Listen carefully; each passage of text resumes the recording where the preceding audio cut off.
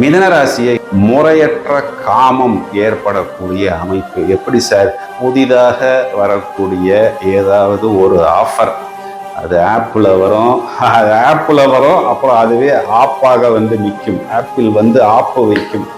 இப்பொழுது ஜூன் மாதம் 9ஆம் தேதி இந்த செவ்வாய் என்ற கிரகம் கடக ராசியிலிருந்து சிம்ம ராசிக்கு வரப்போகிறார்.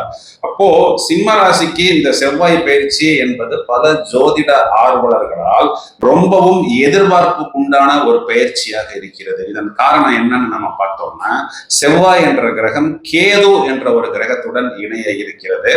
இதையும் தவிர செவ்வாய் என்ற கிரகம் கும்பத்தில் அமர்ந்திருக்கக்கூடிய இந்த ராகுவை பார்க்க இருக்கிறது. இதே செவ்வாய் என்ற கிரகம் மீன ராசியில் இருக்கக்கூடிய இந்த சனி என்ற கிரகத்தை 8ஆம் பார்வையாக பார்க்க இருக்கிறது. அசுப கிரகங்கள்னு சொல்லக்கூடிய செவ்வாய், கேது, ராகு, சனி, இந்த 4 கிரகங்களின் இணைவு எவ்வாறு இருக்கிறது, இதன் பார்வை எவ்வாறு இருக்கிறது? இந்த செவ்வாய் என்பவர் தனது சொந்த வீடான விருச்சிக ராசியை 4ஆம் பார்வையாக பார்க்க இருக்கிறார். ஒரு 50 நாளைக்கு இந்த பெயர்ச்சி, அதாவது இந்த செவ்வாய் கேது என்ற கிரகத்தின் சேர்க்கை, இதுல செவ்வாய் ராகு பார்வை, செவ்வாய் சனியின் பார்வை மொத்தமாக இருக்கிறது. நம்ம எல்லாருக்குமே தெரியும், செவ்வாய்னா கோபம், வீரியம், ஆத்திரம், வேகம், எந்த ஒரு விஷயமாக இருந்தாலும் அதனை உடனே செய்து முடிப்பது தான் அப்படிங்கிற மாதிரி ஒரு விதமான பிடிவாதம், எதற்கும் அடி பணியாமல் செய்வது. அதாவது எந்த ஒரு விஷயத்தையுமே யோசித்த பிறகு செய்வதில்லை, முதலில் செய்த பிறகுதான் அது சரியா இல்லையா என்று யோசிப்பது. இதையும் தவிர கோபத்தின் உச்சத்துக்கு போவது, எதையும் செய்துவிட்டுத்தான் யோசிப்பது. இரத்த காரகன், யுத்த காரகன், சகோதர காரகன், பூமி நிலை காரகன், இவ்வாறு எல்லாமே இந்த செவ்வாய் என்ற கிரகத்துக்கு காரகத்துவம் கொடுக்கப்பட்டுள்ளது. அதாவது போர் கிரகம். போருக்கு நம்ம போகும் பொழுது அங்க போய் நம்ம வந்து கருணை, மன்னிப்பு, இரக்க குணம் இதெல்லாம் நாம் யோசித்துக் கொண்டிருக்க முடியாது.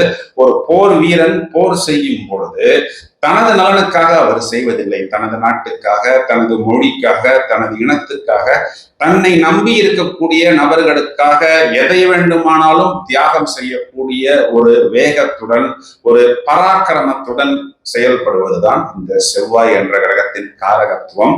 காரகத்துவ பாவகத்துவ அடிப்படையில் இதை முற்றிலுமா நம்ம நெகட்டிவ்னு எடுத்துக்க முடியாது. சில இடங்கள்ல இது பாசிட்டிவாகவும் வரும், சில இடங்கள்ல இது நெகட்டிவாகவும் வரும். எந்த ராசிக்கு எவ்வாறு வருகிறது, அதாவது அந்த செயல் நடந்து முடிந்த பிறகு சொல்வதை விட நடப்பதற்கு முன்பே நாம் சொல்வதற்கு தயாராக இருக்கிறோம்.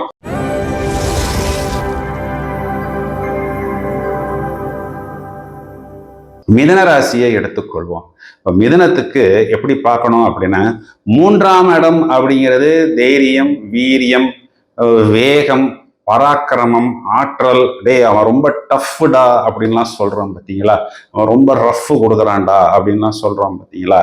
அதாவது சும்மா ரோட்ல போயிட்டு இருக்கும் பொழுது யாராவது 2 பேர் சண்டை போட்டுட்டு இருப்பாங்க, இவருக்கும் அந்த சண்டைக்கும் சம்பந்தமே இருக்காது. ஆனா இவர் போய் அங்க ஒரு பராக்கிரமமா பஞ்சாயத்து செய்து தீர்ப்பு சொல்லி நாட்டாமை வேலை செய்வது, இதெல்லாம் இனி மிதுன ராசிக்காரர்கள் செய்யக்கூடிய காலகட்டம்.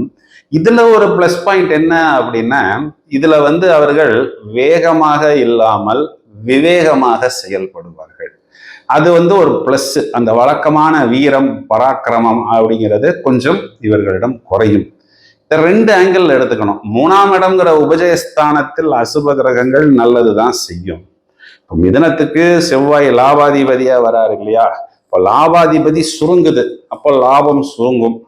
இந்த பக்கம் அதே மிதனத்துக்கு அவர் 6ஆம் வீட்டுக்கு அதிபதியா வராரா, கடன் சுருங்குது, அப்போ அதுவும் பிளஸ். லாபமும் சுருங்குது, கடனும் சுருங்குது, வேகமும் சுருங்குது.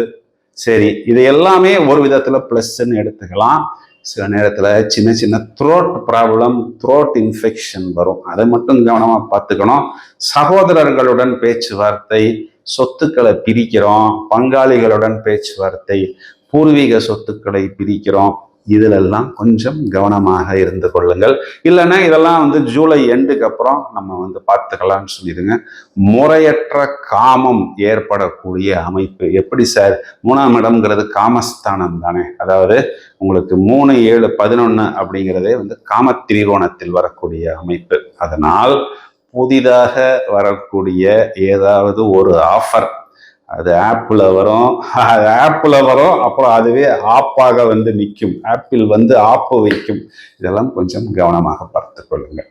9ஆம் இடத்தில் இருக்கக்கூடிய இந்த ராகுவை செவ்வாய் பார்க்கும் பொழுது 9ஆம் இடம்ங்கிறது அதிர்ஷ்டஸ்தானம். அப்போ உங்களுக்கு லக் என்பது ஏற்படும். அந்த லக்கை செவ்வாய் பார்க்கும் பொழுது இந்த செவ்வாய் என்பது ஒரு பிடிவாதத்தை கொடுக்கும், பேராசையை ராகு கொடுக்கும். அப்போ இந்த பார்வைங்கிறது நம்ம எப்படி வேணாலும் நம்மளுடைய இலக்கை அடைஞ்சிடலாம் அப்படின்னு நம்மளை முயற்சிக்க வைத்தாலும் ராசியில் இருக்கக்கூடிய குரு இந்த கூட்டணியை பார்ப்பதனால் நிறைய நெகட்டிவ்ஸ் கிளியர் ஆகி உங்களுடைய லக்கை நீங்கள் கண்டிப்பாக எட்டி பிடிப்பீர்கள். அது பிளஸ். மைனஸ்னா 9ஆம் இடம்ங்கிறது பித்ருஸ்தானம். இப்போ வயதை அனுசரித்து அப்பாவோட ஹெல்த்தாக இருக்கலாம், வெல்த்தாக இருக்கலாம், அப்பாவுக்கு வர வேண்டிய பழைய பாக்கிகள், வசூலாக வேண்டிய பணம், இதையெல்லாம் நாம் கவனமாக பார்த்து கொள்ள வேண்டும். அதாவது கடன் வாங்கியிருந்தா கண்டிப்பாக கொஞ்சம் கவனமாக பார்த்து கொள்ளுங்க.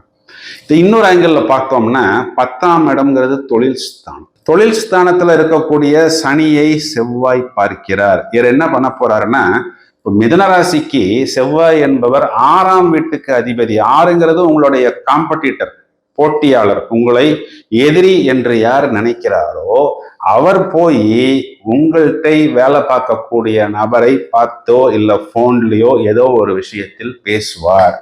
உங்களிடம் வேலை செய்யக்கூடிய நபரை உங்களுக்கு ஆப்போசிட்டாக திருப்பி விடக்கூடிய அமைப்பு என்பது இருக்கிறது.